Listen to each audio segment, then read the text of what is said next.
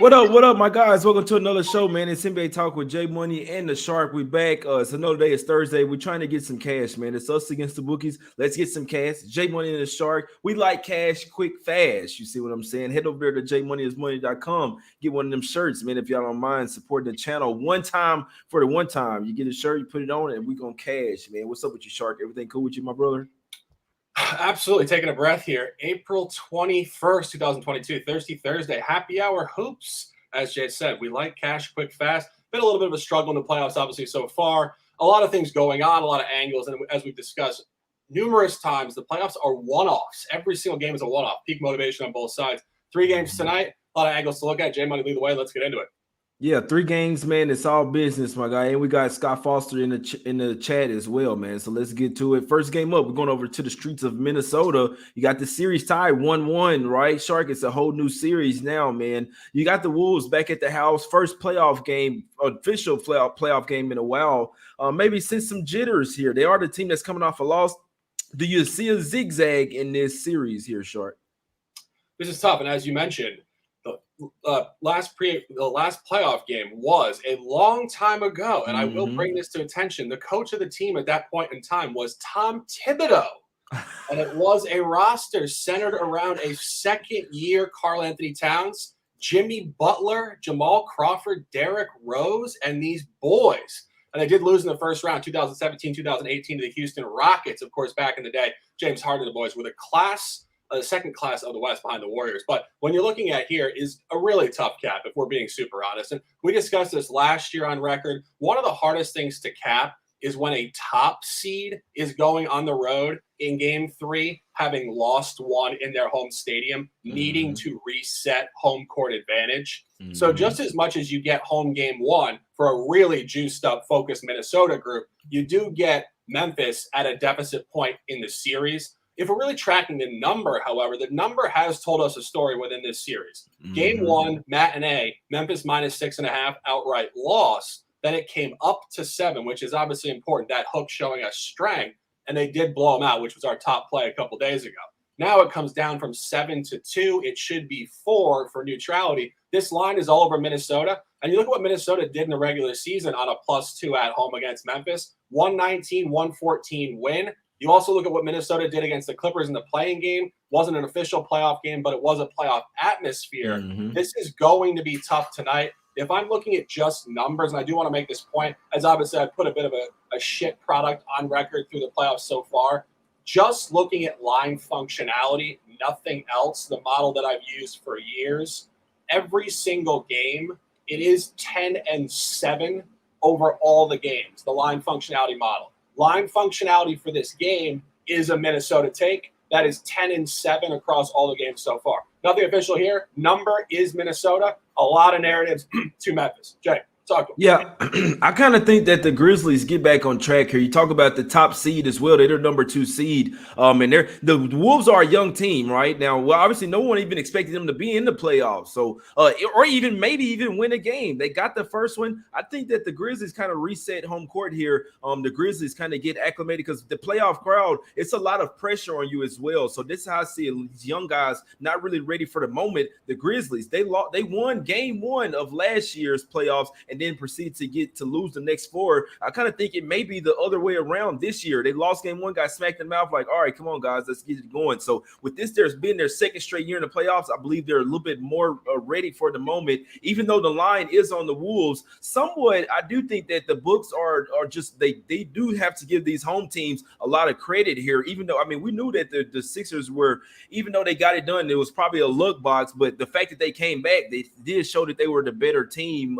So like I say, the 7 coming down to the 2, the line is over their home team, but I'm starting to see that they're really grading the home team there, and they know that it's like desperation spot as well. So the line is on the Wolves, but I put a little something on Grizzlies -2. You can take it how you want. It's not a full unit bet for me. It is a small play, but I'm still trying to cash though. I just really do think that the Grizzlies are the team that's ready to take the series over. Sorry, you know that their game 3 is very pivotal for who wins the series as well. But I'll be honest, whoever loses this one, I might like them in the next game. Like this could possibly be Timberwolves try to come back out after a the home win, the home loss, come back with something in the second game. So that's just how I see it going. I know sometimes there's not a real true zigzag, but you can find your ways of how it zags and zigs. You dig what I'm saying? But I like the Grizzlies here, -2, Shark. Any closing words? Yeah, a couple other points. I mean, I think you make a great point. Zigzag is obviously a really interesting theory within playoff series. The most important game in the series is Game 5. Game 3 is definitely important, but Game 5 is the one where you're basically in the beginning of a 3-game series, and Game 1 of that 3, 5, 6, and 7 determines if it's tied up. If it's tied up 2-2, right? Correct. Not 3-1. Yeah, 2-2 Game 5. Absolutely pivotal stuff. And that being said, this will probably split in Minnesota. I think whoever wins tonight probably loses Game 4, and then we get just an absolute bloodbath competitive between two young juggernauts. Let's point that out. This is going to be the class of the West for a period of years, and if you're a fan of the NBA, you got to love this stuff. You got top quality individuals on both sides and top competitive individuals on both sides, but I do think whoever wins tonight will be a fade in Game 4.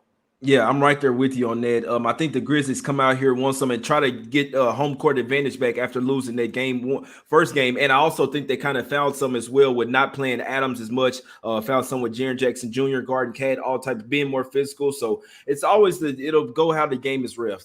I put a half unit on Grizzlies minus the 1.5. It's at 2. I still like it. Or you can play the money line -130. Let's get over here to the streets of Utah here, Shark. Some 8s.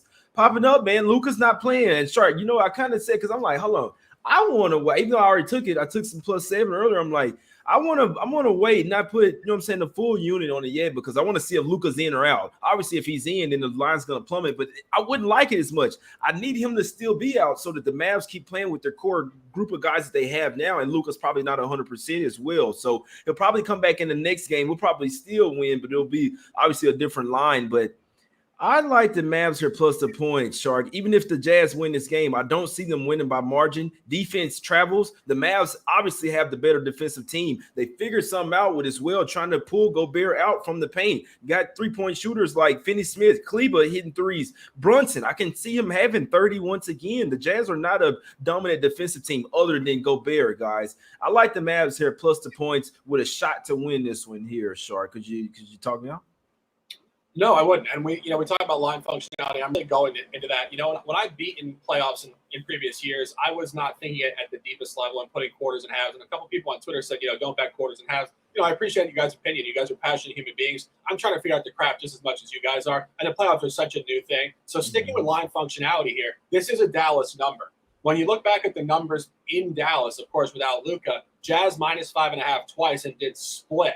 Of course, both of those were razor sharp. I did cover the first one, 99-93, on, I believe, Sunday morning or Saturday morning.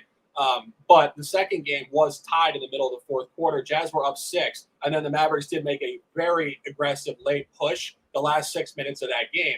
But when you're at -5.5 and you come back home, it should come up to 8.5 at open, not after adjustments within the market. And this opened at 6. So this was short. This was a Dallas number. And they're telling you a Dallas story, very similar to what we said about the Grizzlies. Even without Luka, a team like Dallas is the top seed. They do need to reset home court advantage themselves. The Jazz have been very inconsistent at home. They've been right on the number. I take you back to a period of games that we had. We pushed a game against the Lakers and a couple other ones. I think one of the snapshots of this series is that the lines are very, very tight in this series. I think this will be sharp. Of course, now steamed up without Luka, you are getting a lot more value there, and you're getting potential Sirac on ice environment. I'm not sure how much that plays into the playoffs, but I would definitely lean Dallas here regardless. Yeah, 8. It's up to 8, guys. I'm taking them +8. So I took them +7 with a half unit. I'm gonna go full unit on the Mavs here. Half on +7. Obviously, you get a better line now. +8. I'll rock with the squad here. I'm not gonna say my team because it's not something with my heart, but I do sense something. We know this Jazz team well. You beat the Jazz with defense. defense travels on the road. You see what I'm saying? I'll take the better defensive team getting points as well. I won't be a bit surprised to see them win the game. Once you get the Jazz figured out, and like I say, take it a step further, I always keep saying this shit, but I'll keep saying it until the playoffs are over. I think the Jazz are ready to separate, to go their separate ways, guys. I know a lot of people's not looking at it, but I really do think that I'm not going to say they can't wait until the playoffs are over or they want to lose these games, but when you got a locker room that's kind of split, yeah, if they're planning on going to another team next year, yeah, they don't mind. Let's go ahead and get this shit over with, man. They do not like Gobert. The coach is damn near, I'll keep saying it, man. I know you guys see it. They're not passing Gobert the ball. The whole team doesn't like him, man, but we'll see what happens. Anything can happen. The Jazz could come back here and, like somebody in the chat said, they'll win by 19. It could happen. Jazz do play better at the house, Shark, but I think the Jazz really have this, the Mavs have this team figured out. They went to Utah earlier this year as well in a game without Luka. They kept it within 4 or 5 points as well, covered that one as well. So they know how to play in Utah. 8 points is just too many for me, guys. Give me the Mavs here plus the 8, Shark. Last game up, and Shark, I want to take Nuggets first quarter. Let's go over here to the streets of Denver real quick. The Nuggets have not shown that they could compete with the Warriors, but they maybe have, right? They covered the first quarter up there in Golden State in game 2. Why can't they cover this one in game 3 at the house where they probably get a little friendlier whistle as well? Yeah, and, we talked about this during the year. We had seen Denver clean up the Warriors the first 3 matchups, 3-0 straight up and 3-0 ATS. Now they have tanked 3 in a row. So if you really zoom out, I talk about this all the time, take the name off the jerseys, 2 teams are now at 500. They're 3-3 straight up at 3-3 ATS against each other. Now one team needs to stand above. And what you're looking at here is a home team coming home with the same line split in the first quarter, first half that we saw from Toronto yesterday. And a lot of public factions of bettors, and I will say public factions of bettors, all that means is people that don't look at the game numerically and they just say, that team blew them out 2 in a row. They're going to do it again. It's super easy. That's not how you beat sports betting long term. Of course, sometimes that will win in a small window. You guys can be, your own hero for a week or 2, but that does not apply long term. So when you see what's going on in this particular game, it's the exact same thing. Literally the exact same thing. Denver got absolutely hammered back-to-back games in Golden State. The line moved towards Golden State. Golden State minus 6.5 in the opener, minus 7.5 in the second one, showing strength. Philly was minus 4.5 in the opener, minus 7.5 in the second one, showing strength. And then it cratered down and it had the same first quarter splits, which I discussed yesterday, where you don't see this very often. It's not a misprint. Books are telling you one thing. There's a big storm about to drop in Denver in the first quarter, first half. And I discussed this on my stream on Twitter last night. Golden State knows it's coming too. You see this all the time. Steve Kerr will say this after the game. We knew they were going to come out. We just had to weather the storm in the first quarter, get our legs under us, and then we'll push back in the third. This is what's going to happen. If Denver does not cover the first quarter and the first half, it's purely an outlier, and it's because they somehow forget how to shoot the basketball. Denver will bring better defense and pace, both sides of the ball in the first quarter, first half. Top 2 plays here by a mile. First quarter minus a half and first half minus a half. Jay? Yeah, I took him first quarter too. I know we were talking on the show, and I was like, I still like it. It's the top play in this game. I did put some on it, guys. The Nuggets in the first quarter. I didn't even take the first half, but first quarter minus the 1. I'll make it official, guys. 3 plays today, 1 on each game, to be honest with you. But I must say they are a little bit smaller plays, but still trying to cash them. Trying to go 3-0 one time for the one time. I said we got to go get some. I didn't go get the M&Ms yet, man. I just ate some biscuits and eggs, but I will get some M&Ms, man, and maybe spicy nuggets as well, guys. I like that. Yeah, exactly. Hope Aaron Gordon shows up, man. But this, you know what? The last thing I'll say about this one, I see it going almost exactly like the Raptors game yesterday. It's the exact same line as well, the same functionality, everything. The Raptors came out well in the first quarter in game 2 of Philly. That's exactly what the Nuggets did. They'll probably get a double-digit lead and then piss it away in full game, guys. But let's get some cash. I like the looks, man. The site is up and running. Go and check it out right now. jmoneyismoney.com. All type of good shirts on there. We got the J Money and Shark collab as well, man. Like I say, if you've cashed with us one time for the one time this season, if you don't mind, man, go show some support, man. We're giving out free NBA picks every single day, winning way more than we lose, guys. We're going all the way to NFL season as well. These are good luck shirts, guys. jmoneyismoney.com. Go check them out. They're going out next Friday for sure, man. Let's get to some free plays, my guys. Shark, what you liking on today's card? Anything, top leans, whatever. You don't have to, whatever you like it, my brother. Yeah, absolutely. As I said, readjusting to the market, a lot of things going on here, really paying attention to the line functionality. Somebody had a question in the chat. What does line functionality mean? It does not mean tracking the line throughout the day through the markets. Actually, one thing that I refuse to do is look at the markets, because that means that I don't really know what I'm looking at within the game. I'm looking to the world and every other bettor on the planet percentage-wise to see what they're doing. For me, that's terrifying. I don't want to know what other people are doing. I want to cap the game. And what line functionality means is it means you're looking at the opening number by Vegas odds makers, game to game between the same opponents, going back to game 2, game 1, and then in the regular season, whenever they play, and seeing the line gaps and how they're weighting it. And it should be 3 home to road. And if it's over or under that, it's a lean to whichever side the discrepancy comes from. So just understand that. We are not betting against or with the betting market. We are tracking the Vegas odds makers algorithms, which is the sharpest numbers on the planet. And that's why it tells you a damn good story. Top 2 looks for me today. Not going official this weekend. I'm moving on. I just don't want to put out big bangers for everybody. But align with Jay. Top 2 plays. Denver first quarter, -0.5. And first half, -0.5 as well. Jay Money, a pleasure. Thirsty Thursday, Happy Hour Hoops, April 21st, 2022. An opportunity to dominate. Close them out, and let's go.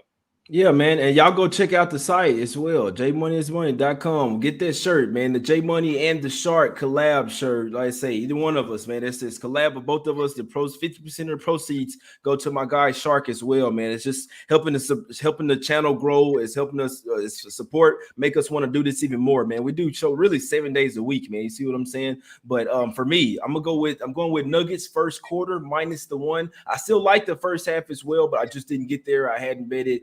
Nuggets first quarter -1, Mavs full game +8, Grizzlies full game. We won't call it -2. Damn, it's going up 2.5 now. We took a -1.5 money line earlier. It's at -2, 2.5 now. Still like it, my guys. Let's get some cash. We're going 3-0 one time for the one time. I'm in the arena right now, even though it's not a home game. It's away. I'm still gonna pass by the AAC one time for the one time. Let's get some cash, my guys. We out. Back tomorrow.